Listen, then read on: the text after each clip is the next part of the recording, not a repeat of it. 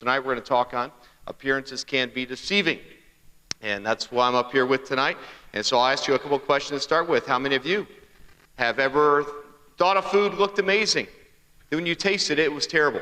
Ever done that before? Some of you are thinking, yes, every meal my wife makes. Okay, that's not where I wanted to go this evening. Fortunately, my wife is a very good cook, and so she does make amazing meals. But man, I've been there before. You order something, comes out, it looks amazing and tastes terrible. One time my uncle took us to a very expensive restaurant in Washington, D.C. It was the type where, I looked at the menu, I felt guilty even though someone else was paying because I didn't want to eat there, but the food was terrible. I mean, terrible. And my wife acted like she likes it because she tries to be cultured, and I thought it was terrible. And my kids are there, and one of my kids ordered cream corn. I thought, how can they mess up cream corn? It came with the side. He was kind of whining about it. I said, come on, it's cream corn. Eat your cream corn. He said, Dad, it's terrible. I said, no, it's not. So I reached over and shoved that bite into it, and I'm like, I swallowed it. I said, yeah, all right, son, that's terrible. You don't have to eat it.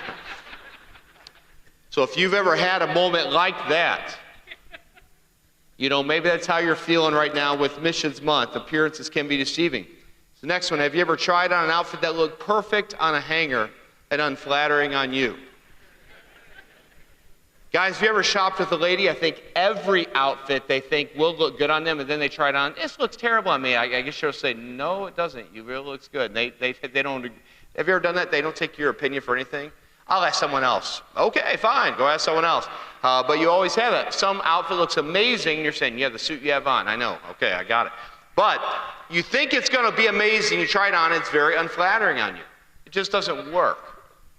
And I hope as Christians, missions aren't that way. I hope appearances aren't deceiving. Next, have you ever asked a sharp-looking person for directions and regretted that decision seconds later? Man, have you ever done that before? They start talking and realize they don't have a clue what they're talking about. I'm not going to listen to anything you say, and they keep talking, and finally I just drive off. You can't just drive off. Are you kidding me? They would have sat there all night. They have no clue. They're asking, hey, Bob, where's that little thingy? Where are you going? And you're just like, you know what, I'm out of here. So you don't have to deal with it. Some people look like they know what they're doing. They have no clue. They have no idea whatsoever.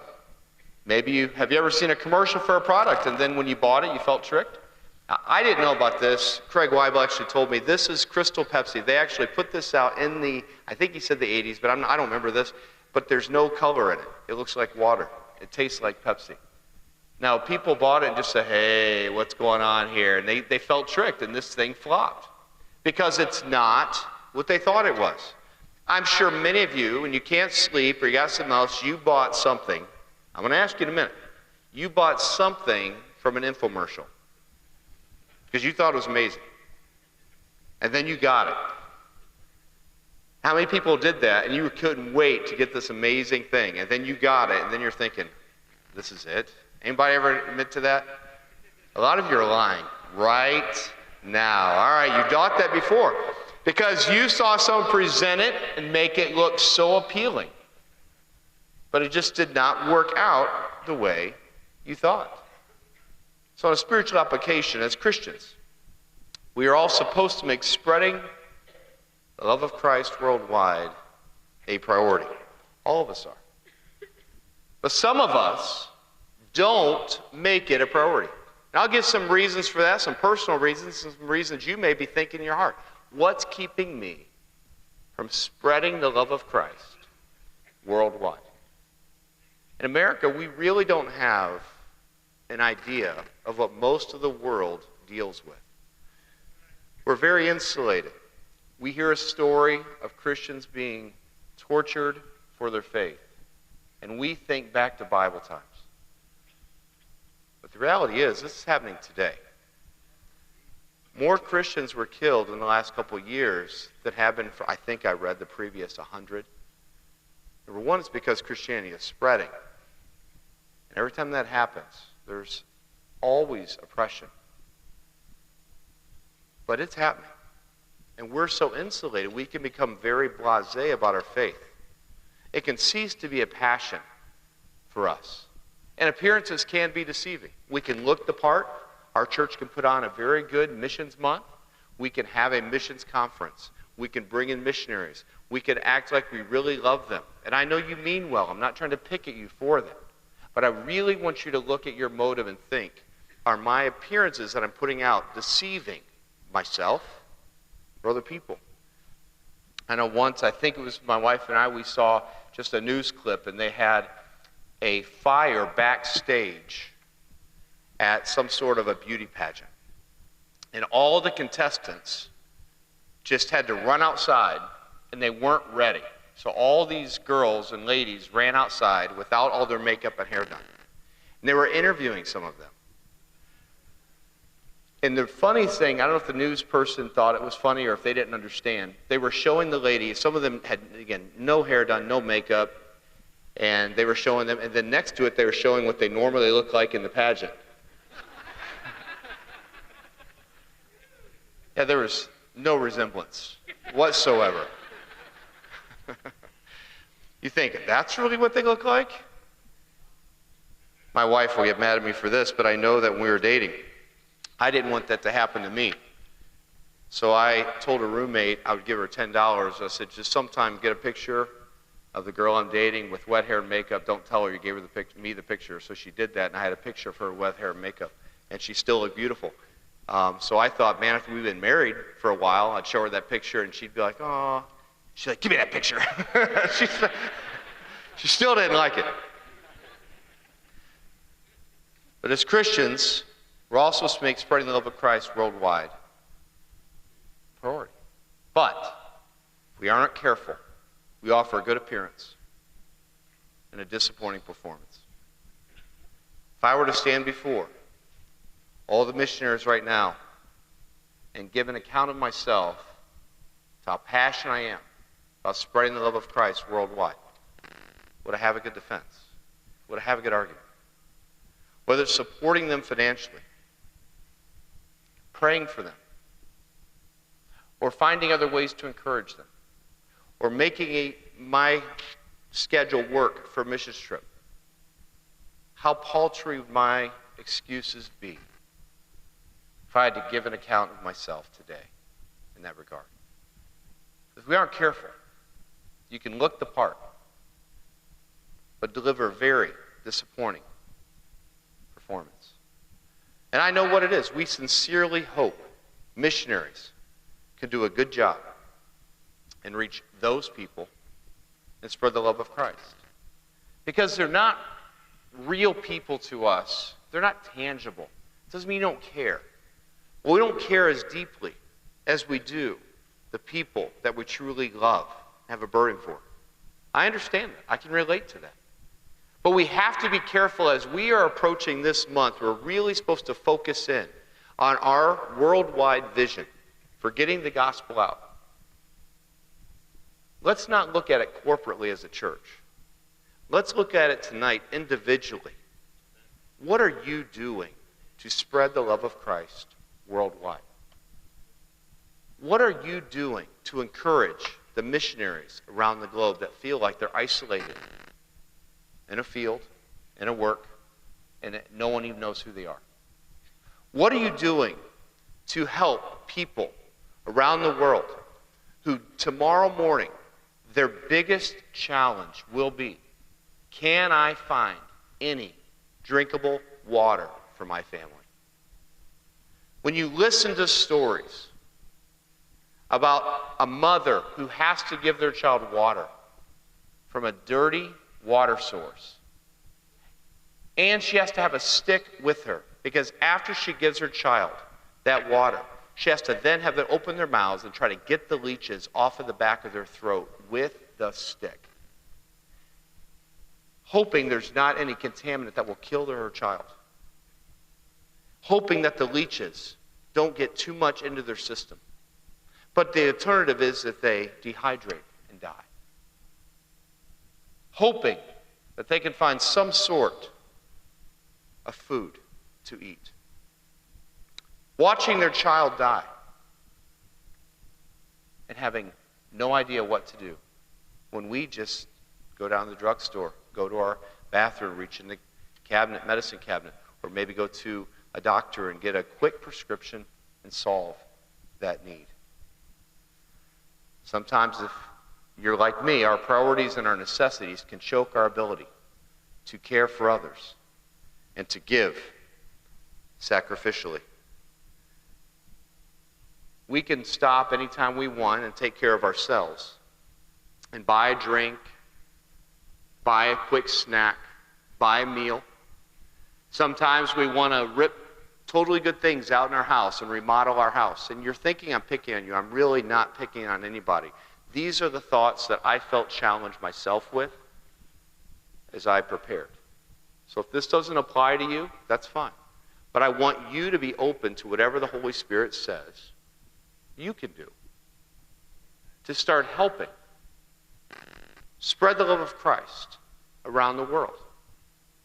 But sometimes if we're not careful, I think we can get preoccupied into remodeling our home and taking out perfectly good things that are still functioning and still have value.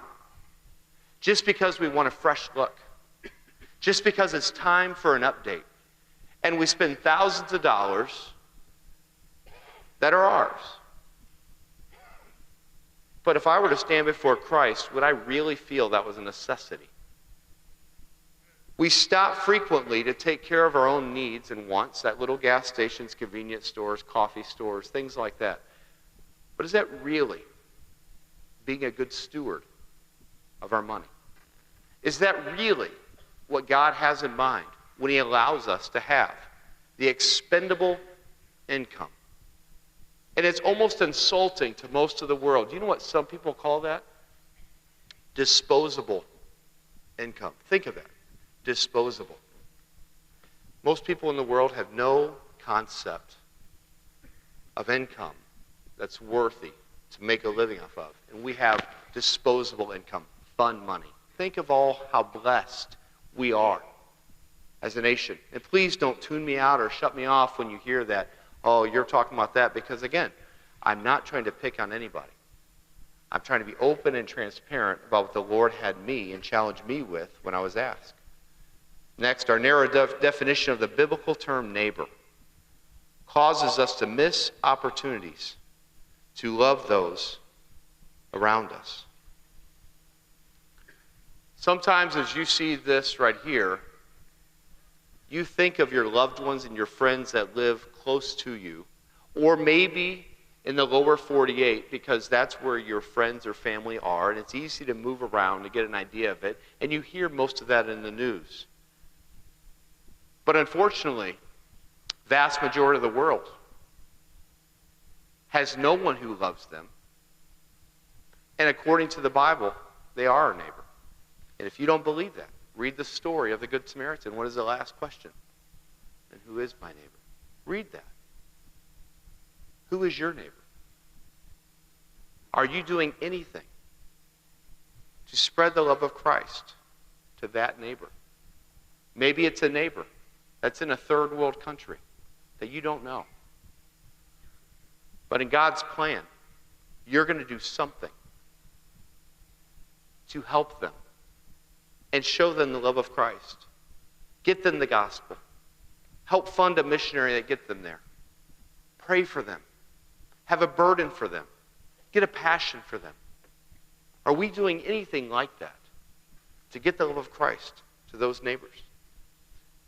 Also, giving is not measured by the amount given, but by the sacrifice made.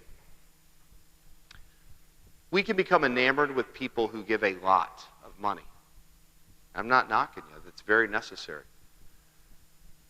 And you could definitely prove me wrong. But the one example that comes to mind of someone who impressed our Savior when He was on earth with the amount given was a widow who gave 2 mites. And if you read that story, many men gave in abundance at the same time. You know what Jesus said? I'm unimpressed. And then a lady came and gave 2 mites. And He stopped everything and said to His apostles, look at that. So sometimes we appease ourselves by throwing in a few dollars. I can give a few $100s. Man, I'm a good Christian. Some of those men who walked in front of Jesus and threw some money into the pot that morning probably felt the same way. And probably the lady who gave 2 mites probably felt inadequate and insufficient and like a miserable Christian. Like many things in the Christian realm according to Christ, he flipped it upside down. And she is the one who's patted on the back and commended for her giving. My guess is if Jesus Christ came tonight and walked up to the platform and said, let me commend a few of you for the sacrificial giving, we would have some people in mind that we think he would call up, but I think we would be surprised. I think we would be surprised by some of the people that came up there with very meager incomes, maybe even a fixed income, but give greater proportionately than many of us do who don't have to live that way. This could be a widow, as it was in the Bible, who gives a few dollars a year but has no expendable income. It could be a child who sacrifices and works hard to save money, to give to missions. While other people give more, but not more sacrificially. God wants our heart. He wants all of us to give so that we get a burden for those people who need to be reached around the world. I'll show you a couple verses tonight. You're welcome to turn to put them on the screen. One passage. The first verse is the most convicting verse to me in the Bible, while being satisfied with what I have. And I'll have another one in a minute. Ecclesiastes 4:6, and you're welcome at some point to read 4:4 through 4:9. I think it's a great passage. It's a very interesting passage. But this verse right here is enough for tonight. Better is an handful with quietness than both a handful of travail and vexation of spirit. Better is one handful with quietness. As you read Ecclesiastes there, Solomon is talking all about trying to pursue gain, trying to pursue making a name for yourself, trying to pursue being somebody, trying to pursue keeping up with someone else, trying to look around and say, I need a newer car, I need a bigger house, I need a fancier title, I need this, I need this, I need this. And what happens is we become so enamored with keeping up with everybody else and buying new this and new this, we try to keep both hands full. And when you do that, have you ever reached into a bucket with some sort of, maybe it's grain, or maybe when you're little it was candy, or maybe it's sand, and you try to pick it up and you have both hands full and it's just doing, and things are just falling out and it's so frustrating, you're trying to get more and you can't keep both hands full. You try to reach down and get more, and when you do it, some falls out, pretty soon you drop everything. It's just a very frustrating thing to do, and yet so many of us live our lives doing that. I need more. I need a newer car. Man, I don't know how we're going to do it. We're going to find, I need a bigger house because someone else, I need to remodel our house. I've got to spend more money on me. I've got to buy some new clothes. I've got to buy some of this or this. Or you know what? I've got to compete and put more hours in. Even though it doesn't really matter. I don't need it, but I need more. And we start living with two hands full. And what it vexes our spirit, and it causes tension, and it causes strife, and it causes a divided attention where we do not care about other people. We care about ourselves. Better is one handful with quietness. Am I satisfied tonight with one handful of things God gives to me? Am I satisfied tonight with one handful of the house I live in, of one handful with the family He's given to me, of one handful with the income He sees fit to give me, one handful with the cars that I drive, one handful with my needs, my wants? Am I satisfied with that? To be honest, a lot of times I'm not. I'll tell a couple transparent illustrations tonight, and I'll tell you one now. We have an older minivan that we've driven for years, and I drive that a lot of days. Now, to be real honest with you, I would like to get a different car, but God wants me to keep driving that car. Now, my youngest son, Joe, knows all three of my boys are learning to drive on that car. Please bless that car. But they've learned to drive in that car. He wants it to keep running because he wants me to give that to him someday. Isn't that ridiculous that a boy would want that? But I appreciate him being a better Christian than I am. But that car, I didn't think it would pass emissions this year, so I was like, it's okay, I'll just get another car when that one doesn't, because I cannot in good conscience go get a new car. I don't need one. Again, the rich people in the world get rid of things to buy new things when they don't need them. So I said, okay, God, it's fine. It won't pass emissions. I'm going to go get a new car. And I knew it wouldn't pass emissions. I even went early to the emissions center because I was eager for it not to pass.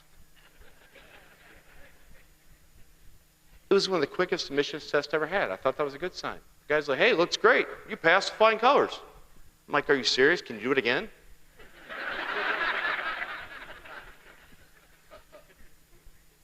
Now, you know why I didn't want the past? Because my flesh wanted something new. You know what God says? You're good. You have one handful. That's all you need. Better is one handful with quietness. If you look at people's lives that fall apart, they're usually not satisfied with one handful with quietness. They're trying to get two hands full. And it vexes their spirit, and they live in a frustrated, tension-filled realm. How much of your tension tonight is caused by you trying to have two hands full?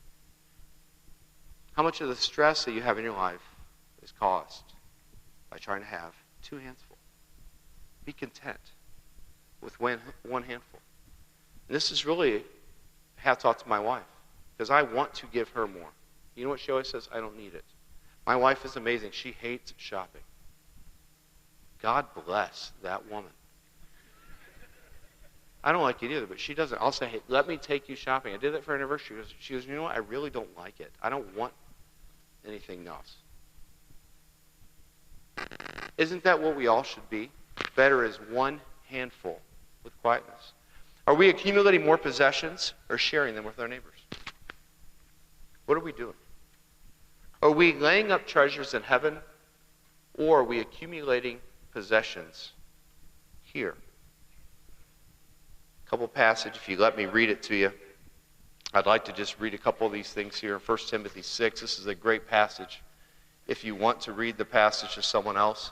If you want to apply it to yourself, I'd recommend put a big X through these verses because they are very convicting every time I read them. So it's much easier to be in my position to read them to you. But it was not so easy when I read them to myself. So let's read them. 1 Timothy 6. We'll start in the second half. It's not that it's out of context. It's just because I don't have time to go through all the verses. Verse 5b, it says, supposing that gain is godliness. Now, that could be two things. Gain is godliness. It either means that you seek godliness so that you can acquire more stuff. You would perceive it as gain. You say, you know what, those who are godly have more, so I want to be godly. I don't think that's what we should do.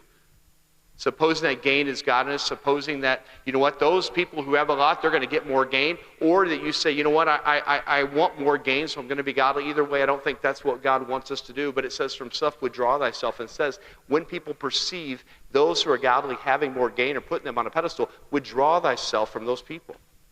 Godliness with contentment. So it doesn't just say godliness is great gain, but godliness with what? Contentment.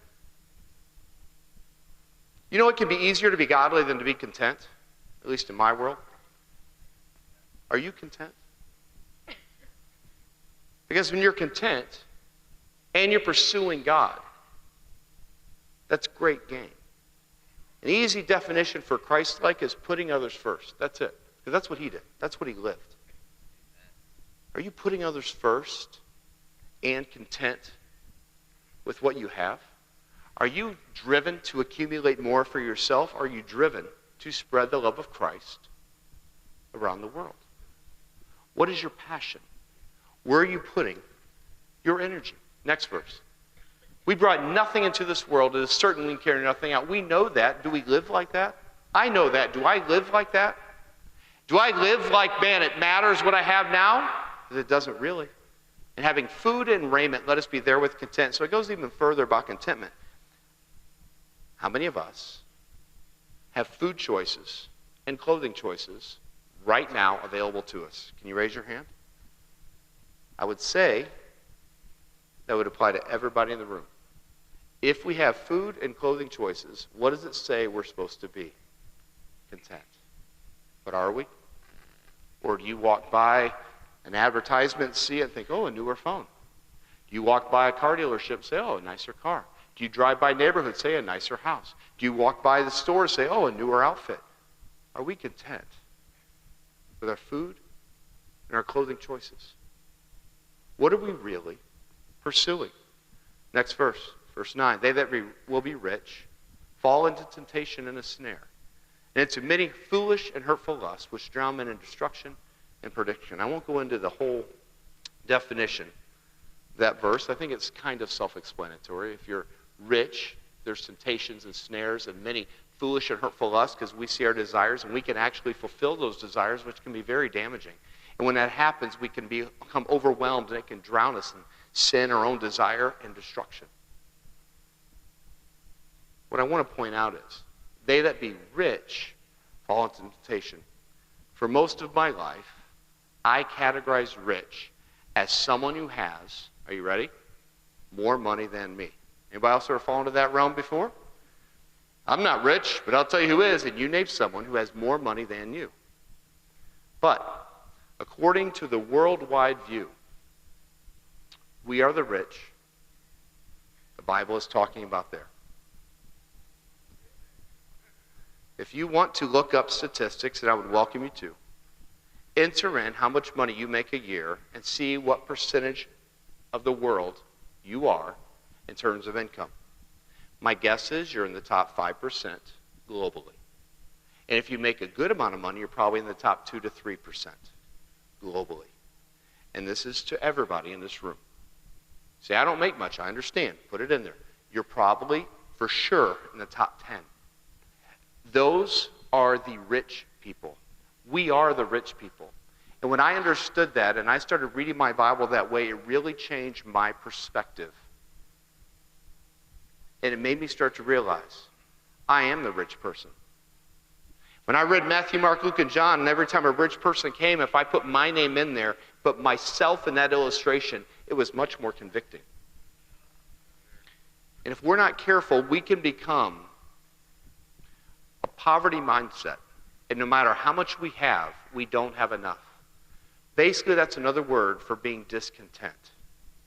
Are we content with what the Lord allows us to have? We could be one of the people that are around the world with nothing. And yet we're not. We're in America. We have everything. And I apologize, I'm coming across too strong. I'm really not. These are just thoughts that I have. Next one. Loving myself is far easier than loving my neighbor. You know, as I work with this and thought through this, again, another transparent illustration. I like myself a lot. How many of you like yourself? How many of you, when you feel really thirsty, you think, I deserve a drink? Anybody else with that? By that, non-alcoholic drink. All right, yes we have. All right. A few months ago, my wife called me. I was driving and we were talking for a few minutes. She goes, I feel like the Lord wants me to give some money to a specific missions need. And to be honest, when that happens, I should be thinking, praise the Lord, God's working in her heart. You know what I usually say? Oh no, she wants to give money. So she said, how much do you think I should give? Now, I thought I was being generous. And I told her, I know you should probably give $50 to $100.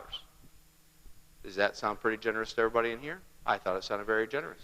I forgot about it. A few days later, I said, hey, what did you decide to give to this missions need? She said, well, I really was challenged by what you said to give. I said, wow, you were? She goes, yeah. I said, well, how much did you give? She goes, just what you said. I said, great. How much was that? She said, $1,500. I said, hold on. Let me clarify. Maybe we need a new wireless provider. Because we can't afford the one we have now. All right. I said 50 to 100. And she thought it was funny. She says, oh, really?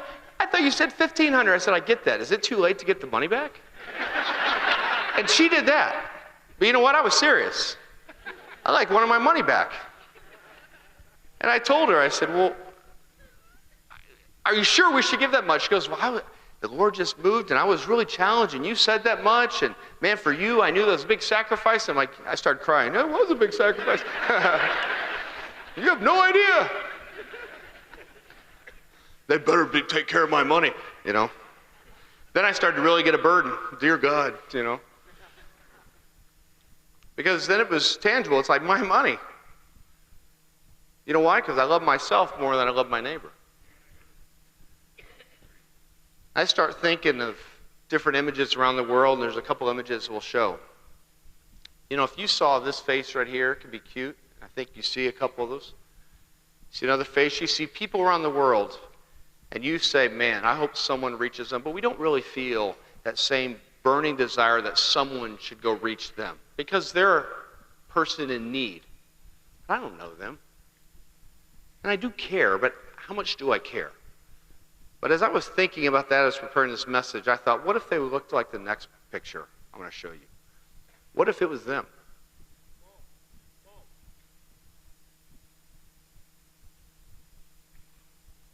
What if it was your family? Would I care? Would I sacrifice? What if it was the next picture? What if it was them? My kids? Would I care more? Because I guarantee you, when God looks down, you know what he sees? His kids. I'm supposed to see as God sees. But am I? You can show the last couple. Do I see them, or do I just see a family on some foreign field? That needs Christ, yeah, but I hope someone does that. Am I motivated to spread the love of Christ around the world?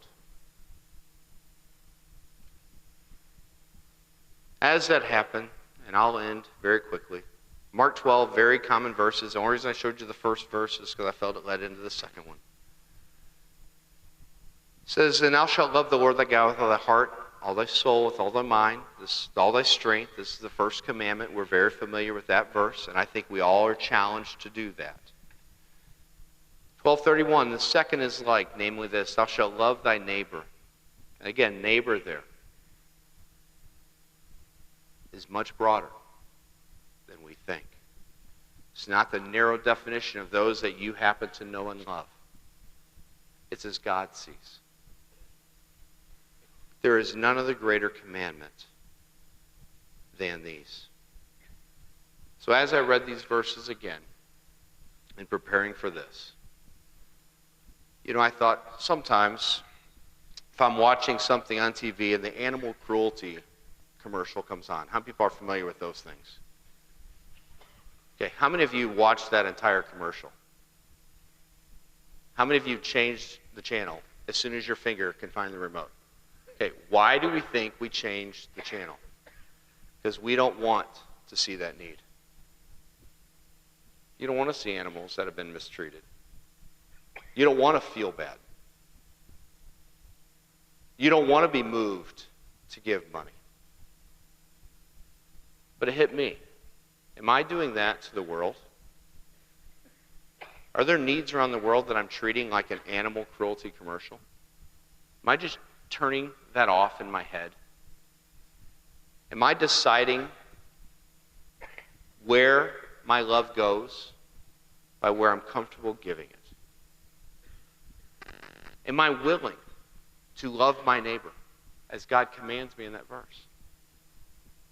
Am I willing to go above and beyond as God is asking of me? There's no other greater commandment than this. Just a couple of questions, will be done. So, last, before we're done, am I content with my possessions? Am I content? Better is one handful with quietness.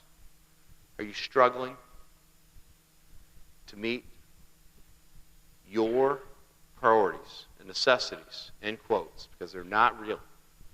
Two hands full. Where if you took a step back and say, God, you manage my finances, what would he change? Are you content with your possessions? Next, do my actions show that I love my neighbor as myself? Appearances can be deceiving. Do your actions back up our church's words? We have a missions month, we have a missions conference, we have missionaries we support, and that's awesome. But do your actions show that you love your neighbor as yourself, as Christ asked us to do? Do you have a burden for anybody else outside of your own little bubble? Are you turning your heart off and insulating yourself from seeing the need because you know you might be convicted, and you certainly wouldn't want that to happen because that might change your lifestyle, or that might change your goals, or that might change your aspirations? A few years back, we were on a mission trip to Ghana. My wife was with me, and we were there, and we went to several places, and it was a great trip. And we went to a small village, and we were there, and my wife is always involved and just right down with everybody. And she loves getting to meet the nationals when we go on a mission trip. So she came to me and she was crying and she's holding a baby. I think there's a picture of that. And she's holding this baby. And she said, as she's crying, "Can we take this baby home?"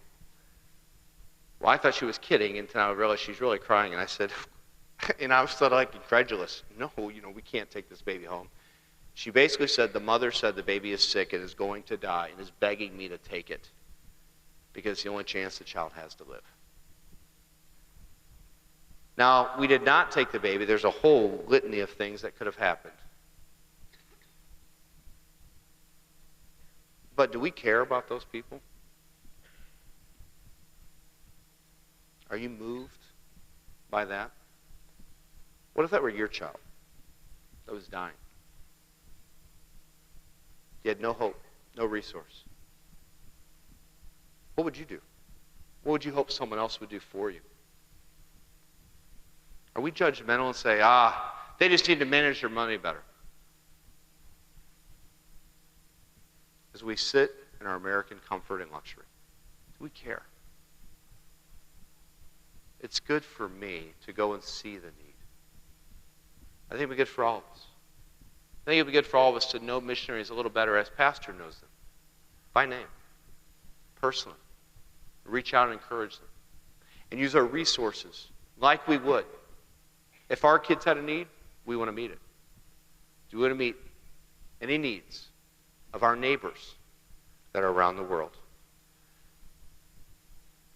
Last, do I have a burden to spread the love of Christ to all of my neighbors? Do you have a burden? Do you want to spread the love of Christ worldwide to all of your neighbors? Not just your family, but to everybody. As we start our missions month, I just want to challenge all of us to have God's perspective on loving the world, God's perspective on loving our neighbor. I'm working on what that means in my life, and I'd love for you to work on what that means in your life. Would that affect your priorities and time? How you handle your money? It might. That's between you and the Lord. If there's anything tonight, if you feel like, you know what, I need to work on that. You're right, I don't love people around the world as I do the people I know. In just a second, we're going to have an invitation. Someone will sing. If there's anything you say, you know what, I need in my heart to get it right, because I need to love the world as Christ loves them. I need to do what I can. Maybe he's not calling you to be a missionary, but are you loving them? Are you trying to encourage missionaries? Are you giving sacrificially as a widow with 2 mites gave?